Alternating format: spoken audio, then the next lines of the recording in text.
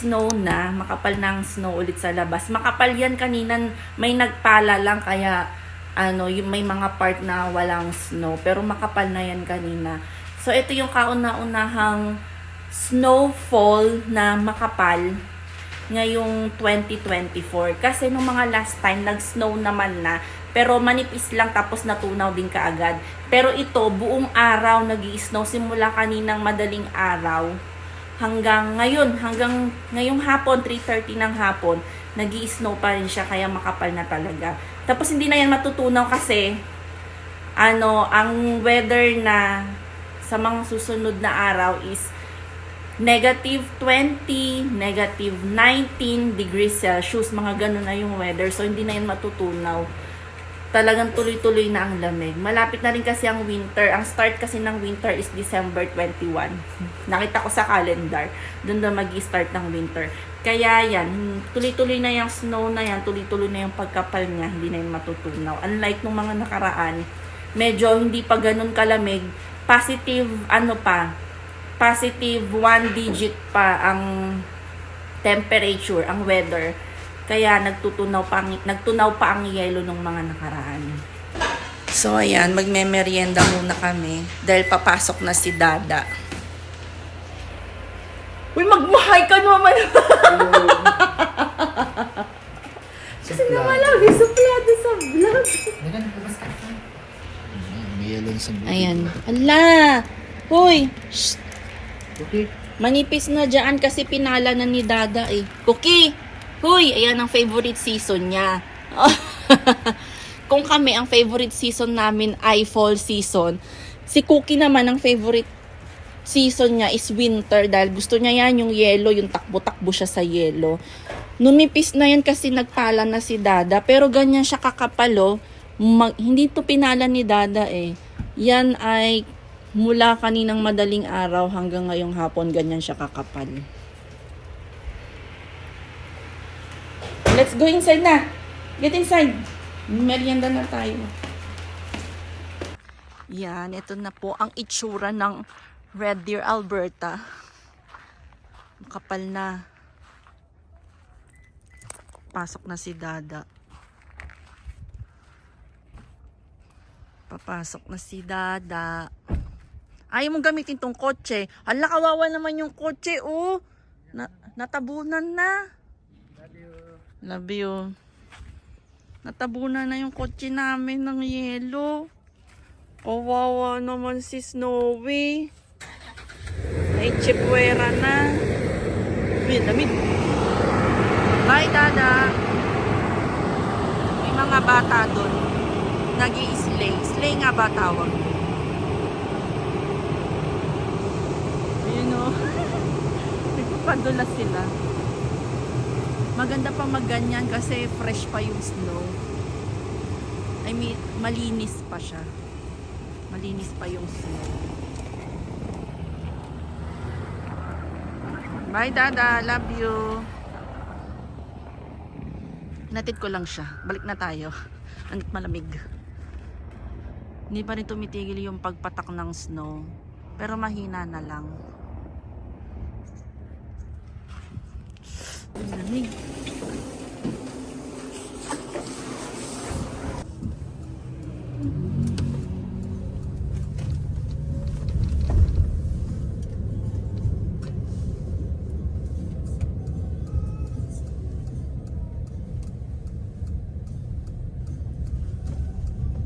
Hi guys, so ito kauuwi ko lang galing work. Naka-scrub suit pa. Kakauwi ko lang.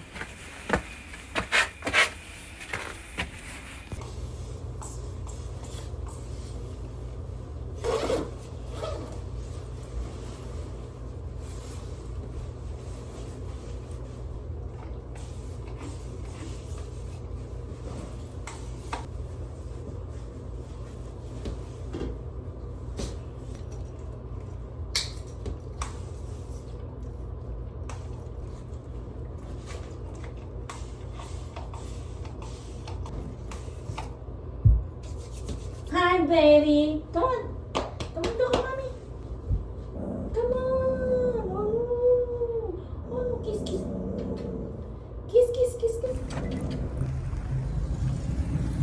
So, ayan, papunta kami ng superstore ngayon. Ang lamig. Ang lamig. Mag-grocery lang kami ng konti ni Dada. Para bukas. Marami kaming lakad bukas. Hindi na kami makaka-grocery bukas.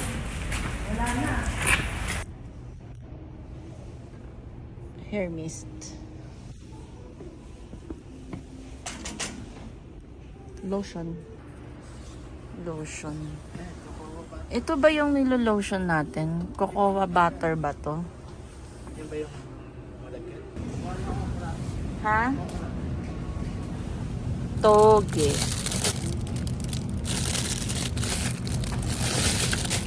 So, toge. Spinach. Spinach. Magkano ang boksoy? Parang ang konti ng laman, 3 lang. Sayote, 129. 129 each. Pwede, dalawa lang kunin natin. Si Dada na taga-plastic. Ay, yung mga liit lang. Ayan. Naka-sale siya. 6.99 per 3 pound. Ilang pound to? 3 pound na siya. 6.99. Kuha tayo neto. Kano yan? 4.99. Ang mahal naman ng sili nila. 4.99. Ilang piraso lang. Kuha tayo ng isang pirasong ganito. Pang kaldereta at saka minudo.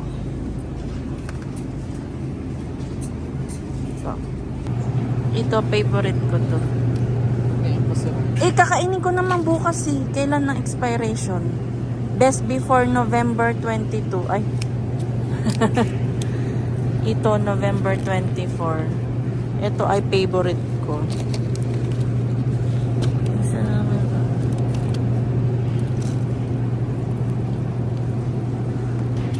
Ano siya? Yogurt parfait with strawberry.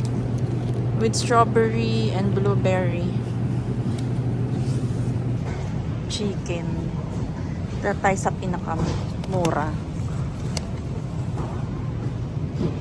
$10.60.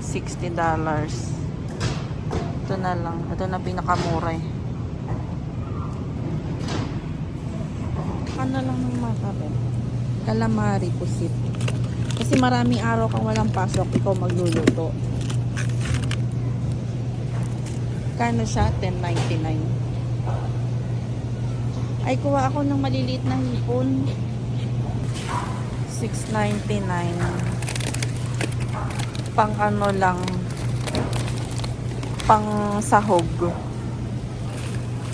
Yan, pwede. Ano yan? Magkano? Tilapia, $9. Okay na yan. Wala kasing pampano eh.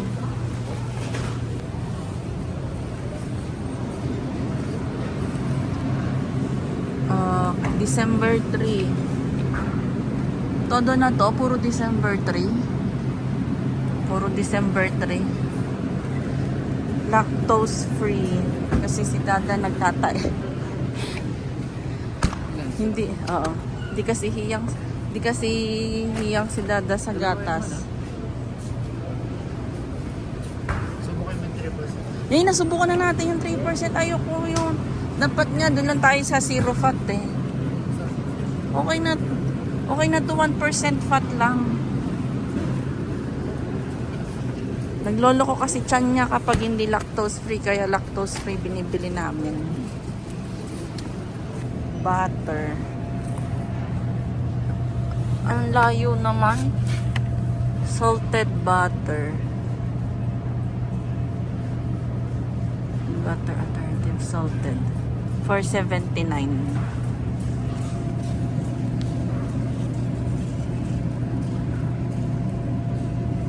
Plant-based daw.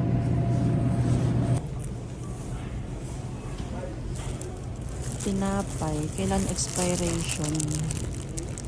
December 1. Lahat ba ito? Puro December 1. Lahat December 1. lahat December 1. Baka siniksik nila dito yung matagal na expired. Hindi. December 1 talaga eh. Ito na nga lang, December 1. Whole grain. $2. Yan, tapos na kami. Ito na lahat ng pinamili namin. Konti lang. Kasi may mga stocks pa naman kami. Yung mga walang stocks lang yung mga binili namin. Mga ubos na naming stock sa bahay.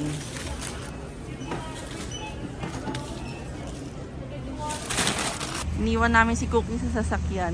Ayun, nag-aantay sa amin. Nakita na si Dada.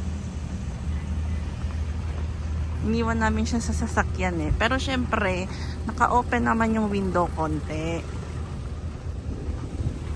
Ayan. Tsaka saglit lang naman kami. Hello! How are you? Stay ka lang, stay! Stay! Wawa naman, naiwan. So, ayun po, pauwi na kami.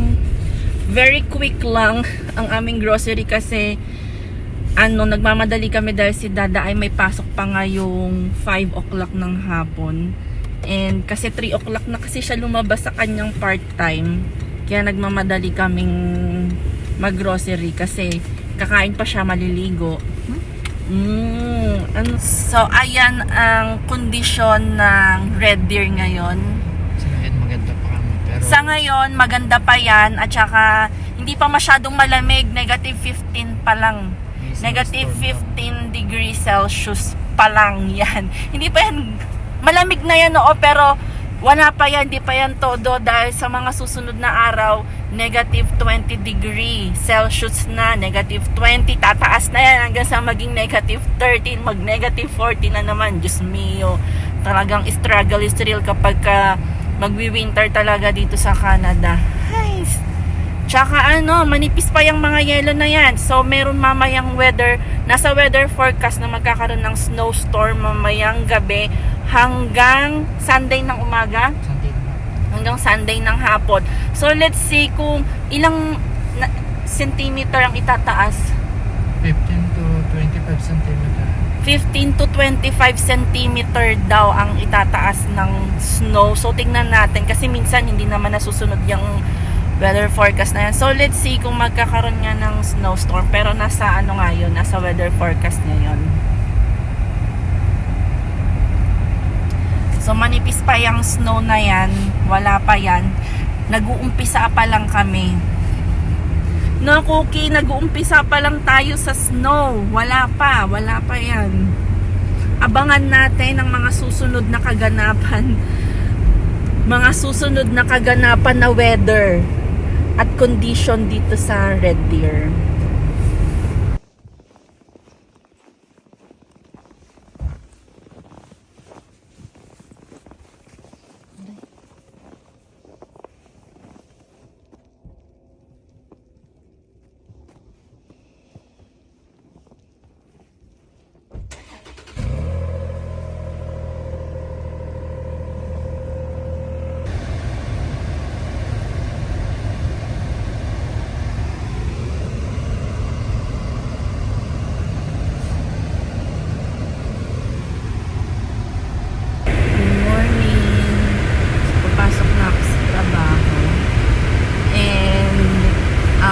Weather ngayon ay hindi maganda dahil buong magdamag nag-i-snow. So, medyo malalim na yung snow ngayon. Pwede nang lumubog yung paa mo. Lumulubog na yung paa mo kapag tinapak mo yung paa mo sa snow. Buong magdamag ba naman nag-i-snow. And ang weather ngayon is negative 11 degrees Celsius pero feels like negative 14 degrees. So, ayan, kaya ang sasakyan namin, nakita nyo naman yung kotse isinaksak na ni Dada. Ganun ang mga eksena ng mga sasakyan dito kapag taglamig, sinasaksak nila. Although, nag-i-start pa naman yung kotse namin, pero sabi kasi ni Dada, parang nahihirapan na yung makina kaya sinaksak na niya. So ngayon, kasi hindi rin kasi masyadong ginagamit ni Dada yung kotse pagka winter, kaya yon hindi masyadong nagagamit yung makina niya, kaya kailangan niya talagang isaksak. Kasi ang ginagamit niya pagka nag-i-snow, itong malaking sasakyan, si Rani, kasi iwas sa balahaw. Kasi yung pagkotse yung ginamit niya, maraming beses na kasi siya na balahaw dun, kaya ayaw niyang gamitin yun kapag matindi yung snow. Kawawa naman si Snowy, nakasaksak na. Samantalang dati hindi mo naman yan palaging sinasaksak. Hindi naman dati palaging sinasaksak yung si Snowy. Sa bagay kasi magsi 7 years na si Snowy. Talagang gamit na siya, kaya medyo nakapagod na rin yung makina niya kapag taglamig. Kumbaga sa matanda, pag taglamig, umaatake na yung rayuma. So ito naman yung si Rani ang madalas gamitin kapag taglamig, kapag nag-i-snow, dahil nga mataas si Rani. So ayan, hindi naman to snowstorm ba to? Snowstorm to. Snowstorm pala to. Tingnan nyo naman kasi guys. Tingnan nyo naman. Malakas ang bagsak ng snow pero maliliit lang. Ang bagsak niya kasi parang apoy lang, ganyan. Pero magdamag kasi kaya malakas kaya makapal ang snow sa daanan. So ingat po tayo sa mga bumabiyahe ngayon. Ingat po tayo dahil hindi maganda ang weather at saka medyo madulas. Madulas talaga ang daanan ngayon. Pero hindi pa yun masyado madulas. Pag nag-black ice, yun ang mas delikado talaga. Pero ngayon, delikado pa rin kasi nga, ayan, nag-i-snowstorm. Malakas yung sampal nung snow kapag yung salubong ng snow sa sasakyan, malakas. So, ingat po sa mga nagda-drive, sa mga nasa biyahe.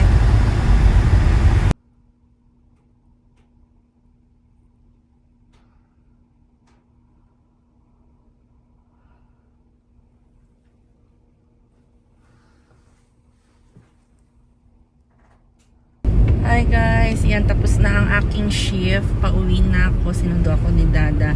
And eto, nag-i-snowstorm pa din. Grabe. Ang labo na ng daanan ngayon. Ito ang itsura ngayon ng snowstorm. Yan. Yan ang itsura ngayon ng snowstorm. Delikado talaga ang daanan kasi malabo. Tapos yun nga, makapal na yung snow. Buti may nagkayod dito sa part namin na to. Kasi dun sa malapit sa work ko, wala pa ulit nagkakayod Kaya medyo makapal pa yung snow sa daanan. Pero dito at least kahit paano numipis na yung sa daanan. So ayan. Drive safe pa rin. Drive safe sa mga nasa labas ngayon, napapasok sa work or pauwi na or kung saan man pupunta. Drive safe po.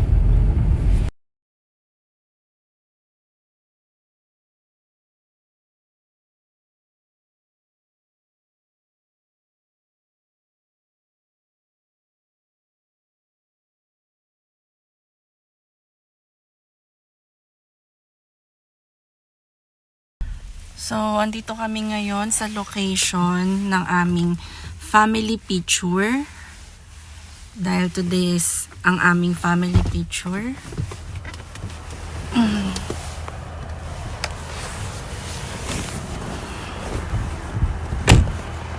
Yan. Ay, ang lalim guys. Oh. Ay, alak ka. Yan, dito ang aming location ng aming family picture.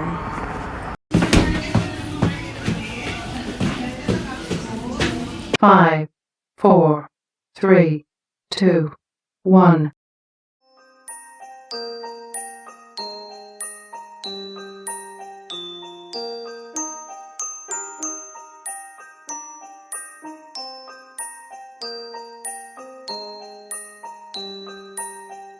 So, ayan po, natapos na ang aming family picture at pauwi na kami dahil Kailangan na rin namin magmadaling umuwi dahil padilim na at delikado nga ang daan dahil nag-i-snowstorm pa din. Kung meron man pong nag-enjoy sa family picture bukod sa amin, ayun yung pango na yun. Excuse me sa pango. Excuse me kay pango. Nakatingin dun eh.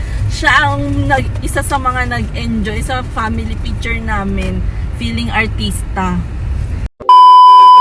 Ayan. Ipakita ko lang pala muna sa inyo guys kung gaano kakapal yung snow. Yung binuhos ng snow mula kagabi. May 12 hours na ba? Siguro more than 12 hours na. Ganyan na siya kakapal. Ay, labas tayo. Kalahati ng ruler. Mga ilang centimeter na kaya to? Mga kalahati ng ruler. Ayan, ganyan na kakapal. Isang dangkal. Isang dangkal na yung binuhos ng snow mula kagabi. So, ayun lang. Natabunan na yung lamesa namin. Ayan lang. Grabe.